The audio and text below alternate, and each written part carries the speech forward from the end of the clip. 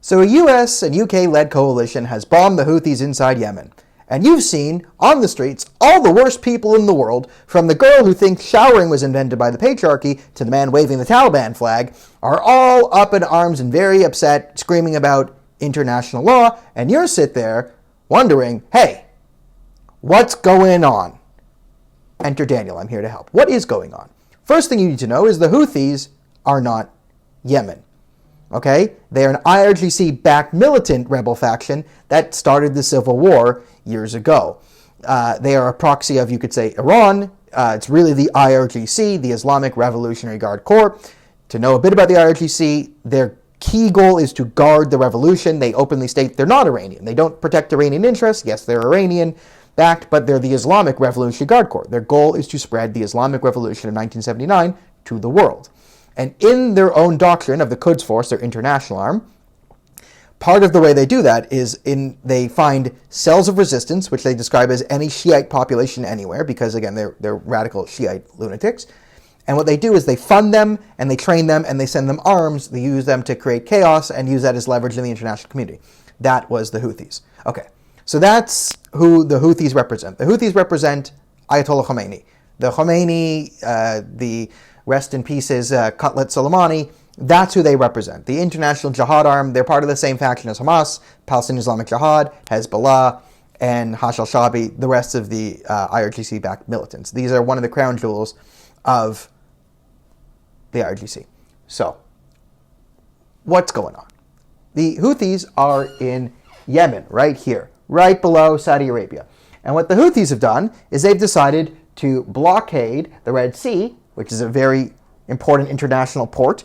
Again, shipping lanes are very important to everyone, right? If you've ever, I don't know, if you're a human being, you've ever read a history book or like played a board game, ports, like, you get it. If you've made it 2 minutes into this video, you get why shipping is important to the global economy. Now, fun fact, blockading international shipping ports is an act of war. Now, because they're blockading all ships, the Houthis have technically committed an act of war against the entire world. Undercover, they're helping the Gazan civilians. They're doing none of that. And they're firing rockets into Israel. Some of them landed in Egypt. So again, another act of war against two of our allies, Israel and Egypt. The Houthis have fired rockets into their country.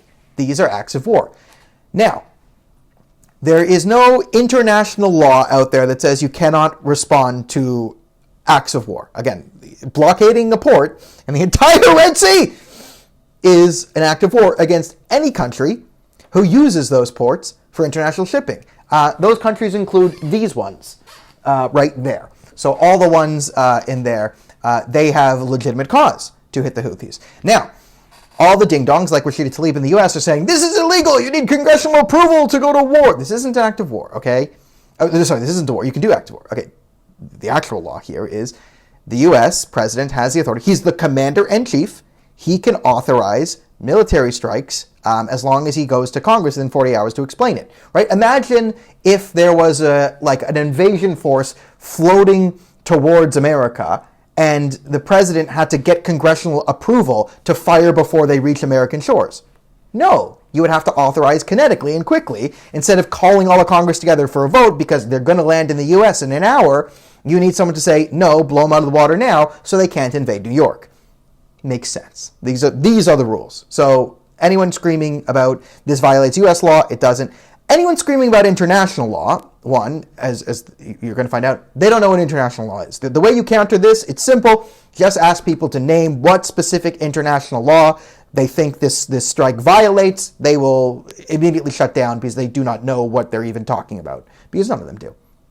All right, but more deeply, what's up with Yemen, right? You're trying to impress a girl, or you want to sound smart in your group chat, so you're here to figure out, okay, what can I say about Yemen to offer something to the conversation? Again, Yemen right here, right under Saudi Arabia. We all remember the War on Terror. During the War on Terror and the global Al-Qaeda stuff, Yemen became a hotbed for Al-Qaeda. Why? Well, it was a bit of a failed state. As you see, terrorist organizations and drug cartels, criminal organizations, they thrive in places where there's chaos and lawlessness. So Yemen, being the most unstable place in that region, naturally had a lot of Al-Qaeda members gravitate to it and create a strong bed, right? This is where Anwar al-Awlaki had to be drone strike. Now, during the War on Terror, the US and the coalition forces were in Yemen essentially stabilizing the government. Once we did this whole let's just run away and pull out and pretend the problem is solved, that's when we got the Yemeni civil war, because for years the IRGC had been funding, training, and supplying the Houthi rebels with arms and ammunition. And when the coalition forces pulled out and you had an already unstable government with a heavily IRGC Islamic regime in Iran-backed militia, they were able to institute chaos and civil war. And then once the Houthis gained enough territorial control, what did they start doing? They started launching missiles at Saudi Arabia and the UAE. Because again, they're Shiite extremists, and those are Sunnis. So gotta kill them all. That's what they do. Well, their actual slogan doesn't say anything to Saudi Arabia. The actual slogan of these Houthis, these vaunted noble defenders of whatever it is you're going to claim, is Allahu Akbar, God is the greatest, death to America, death to Israel, curse upon the Jews, victory to Islam. That's their literal slogan. That is what they're trying to do. They are crazy jihadists. So naturally, Saudi Arabia doesn't like when you fire missiles at them. Most countries don't. So they fired missiles back. This then caused all the Iranian and the Muslim Brotherhood-backed NGOs like Quincy Institute, Brookings. Quincy is Iran, Brookings is Qatar, NIAC, again Iran, all the Atlantic Council, all these foreign policy wonks. They started screaming about Yemen, and they got the Biden administration to stop supplying MBS in Saudi Arabia with the munitions to fight against the Houthis, and took the Houthis off the designated terror list, thinking if we hug the terrorists and give them everything they want, they will love us. No, their slogan, again, to recap, God is the greatest, death to America, death to Israel, curse upon the Jews, victory to Islam. So that was their statement before Biden gave them a hug. This is their position after Biden gave them a hug. You cannot hug the terrorism away no matter how hard you try.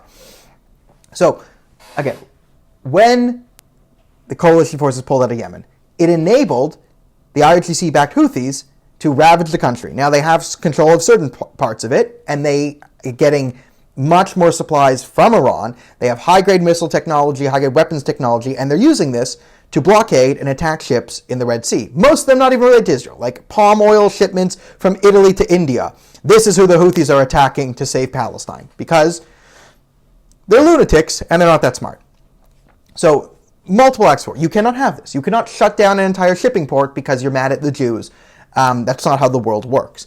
So, the coalition, which was led by the US and the UK, because they have real militaries, they said backing from Australia, New Zealand, and Canada. I guarantee you Justin Trudeau is not leading the charge here, but what that does mean is this is a unified message from the Five Eyes countries. The Five Eyes, right, those five countries' name, they're behind this. They support this. So it's sort of a, hey, F around, find out type thing from us. And that's good. Listen, I'm happy Canada's name on it. Did we, it's like the group project. Yes, we're the kid in the class who didn't really do part of the group project, but the leaders decided to put our names on it, so we still get the mark. It's the best foreign policy moment of Trudeau's entire career. You have the Houthis, who have done their little jihad in the Red Sea, and now they've been punched in the mouth. This is where the game starts now. What the Houthis, and more specifically the Islamic Republic of Iran, and their international proxies are going to try and do is try and win the narrative on Yemen right now. And they're going to try really hard to push some sort of victory or victimhood narrative for Yemen. Oh, it's so poor, they're fighting for human rights, blah, blah, blah, blah, blah. They want to win the narrative to make America look bad for this attack. And if America looks bad for this attack, the Houthis will continue to attack more and more and more. They said they're going to still keep doing what they're doing. I would advise everyone to monitor these protests and actually bring awareness to what they're saying, because you already have them chanting the Houthi slogan on the streets of America. And again, these are people in America chanting Allahu Akbar, death to America, death to Israel, curse the Jews, victory to Islam. This is what they are shouting on our streets. And we need to show them for who they are. Because if we don't expose these people for the actual radical ideology they have and their lust for world domination, the attacks are going to get worse and worse and worse and worse. And another IRGC proxy is going to enter the fray. So this is a very good step by the Biden administration to actually do something, but they will lose all the momentum and everything good that happened if they do not follow up and stay firm on the actions. And it's our job as people who like freedom and not terrorism to hold them to account. So good job Biden for one day, but also Biden's naivety and a capitulation to the Islamic Republic of Iran and the IRGC did cause this. So yes, good job cleaning up the mess, but also who broke the vase and then, tore up the entire house? It was Joe Biden and Barack Obama. So not too much credit.